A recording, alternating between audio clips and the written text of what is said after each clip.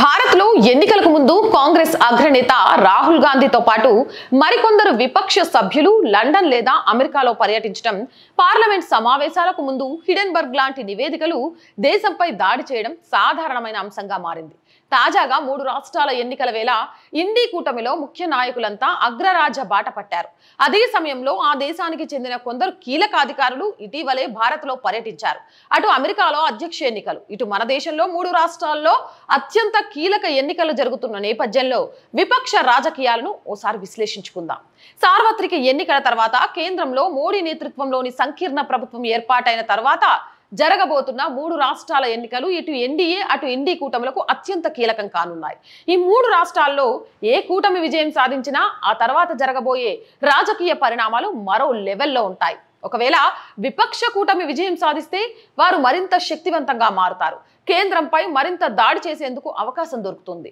మోడీ తీసుకున్న ప్రతి నిర్ణయాన్ని వ్యతిరేకించవచ్చు. ఇలాంటి కీలక సమయంలో రాహుల్ గాంధీ అమెరికాలో పర్యటిస్తుండడం చర్చానీయాంశంగా మారింది.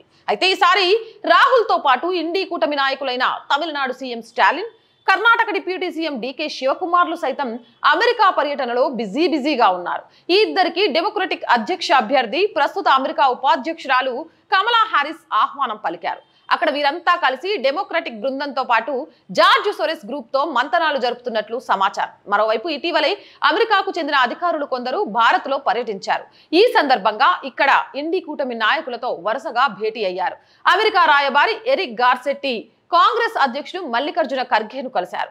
ఆయనతో పాటు ఎరిక్ గార్సెట్టి, గ్రహాం వంటి ఇతర అధికారులు కూడా ఖర్గేను కలిసి వారిలో ఉన్నారు. అయితే ఈ గార్సెట్టి ఖర్గేను కలిసిన కంటే కొన్ని రోజుల ముందే national conference vice president Omar అబ్దుల్లాను కలిశారు. గత నెలలో US council general Larsen, Majlis chief Asaduddin ఓవైసీని కలిశారు. ఇలా విపక్ష నాయకులతో యుఎస్ దౌత్యవేత్తలు తరచుగా చర్చలు జరపడాన్ని చూస్తే భారత రాజకీయాల్లో అమెరికా జోక్యం చేసుకుంటుందన్న ఆందోళన వ్యక్తమవుతుంది.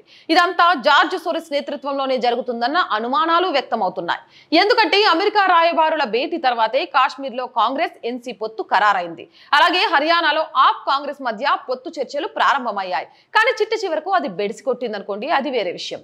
ఇక ఇప్పటికే కాశ్మీర్లో ఆర్టికల్ 370ని తిరిగి తీసుకొస్తామని, పాకిస్తాన్ తో చర్చలు జరుపుతామంటూ వేర్పాటువాదాన్ని వినిపిస్తున్న నేషనల్ కాన్ఫరెన్స్ తో కాంగ్రెస్ జత కట్టింది. దీంతో కాశ్మీర్ మళ్లీ రావణ కాష్టలా మార్చేందుకు కాంగ్రెస్ ఎన్సీ వ్యూహాలు రచిస్తున్నట్లు అర్థమవుతుంది. ఇక ఈ సమయంలో అమెరికా పాత్రను కూడా అనుమానించాల్సి వస్తుంది. బంగ్లాదేశ్ పరిస్థితులకు పరోక్షంగా అమెరికా వ్యూహాలే అని వేరే చెప్పనక్కర్లేదు. అలాంటి పరిస్థితిని భారత్ లో తీసుకొచ్చేందుకు ఆ దేశం కుట్ర పన్నుతుందా అన్నది తెలియాల్సి ఉంది. ఎందుకంటే వక్ఫ్ బోర్డ్ అమెండ్మెంట్ బిల్లుపై నిరసనలకు ముస్లింలు పిలుపునిచ్చారు. ఇటు మద్దతు ధర పేరుతో రైతులు, వారి వెనుక కాంగ్రెస్ నాయకులు ఆందోళనకు సిద్ధమవుతున్నారు. మరోవైపు అమెరికా పర్యటనలో ఉన్న రాహుల్ సభలో పలువురు ఖలిస్తానీ వేర్పాటువాదులు హాజరయ్యారు. ఇవన్నీ చూస్తుంటే దేశానికి వ్యతిరేకంగా అమెరికా గడ్డపై ఏదో గూడుపుటాని జరగబోతుందన్న అనుమానాలు వ్యక్తమవుతున్నాయి. అవునంటారా కాదంటారా? కామెంట్ సెక్షన్ లో పెట్టండి. మోర్ వీడియోస్ కోసం subscribe our channel and support our channel. ఆర్థికంగా ఆర్ వాయిస్ మన ఛానల్కి సపోర్ట్గా నిలవండి. ₹1 నుంచి మీకు తోచిన సహాయాన్ని అందించండి. దానికోసం సబ్స్క్రిప్షన్ పక్కనే జాయిన్ అనే బటన్ ఉంటుంది. 1 to 5 లెవెల్స్లో ఏదో ఒక లెవెల్లో సపోర్ట్ చేయొచ్చు. లేదా స్క్రీన్ మీద ఉన్న గూగుల్ పే, ఫోన్ పేతో పాటు అకౌంట్ డీటెయిల్స్కి మీకు తోచిన సహాయం చేయడం ద్వారా ఆర్ వాయిస్ ఛానల్ని ఆర్థికంగా నిలబెట్టిన వారు అవుతారు. జై హింద్.